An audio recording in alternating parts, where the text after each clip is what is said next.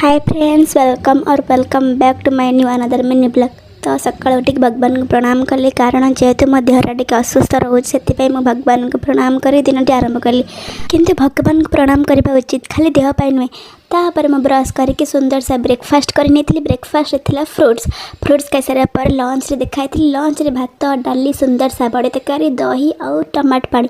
ये टमाट पानी फर्स्ट टाइम भी खाई कि बहुत बहुत सुंदर लगे। तापर भाई मो पे नहीं आसाला बरकोली टेस्ट बहुत था। केते दिन पर मैं बरकोली खाइली मो पिला दिन कथा मन पड़गला। और छाड़ू संध्या बेले मुझे तारिणी यज्ञ भोजी खायापी आसती एत भिड़ था फोन बाहर करने भी डर लगुला किंतु आपण मानक किसी वीडियो करने मो फोन बाहर करी। तो मुझे पहुँची जाती तारिणी यज्ञ देखिपे केते भिड़। तापर आम संध्या आलती देखिलु आउटे भजन भी शुणीलु। तापर डायरेक्ट खाइबार अटैक करूँ खाईदे कि मुझे टे भिडियो करदेली। मो फोटोटा जब न देखेबी तेरे ब्लॉग पर लगे ना। खाइबा बेले वीडियो कर कारण एत भिड़ था रही टाटा बाय बाय।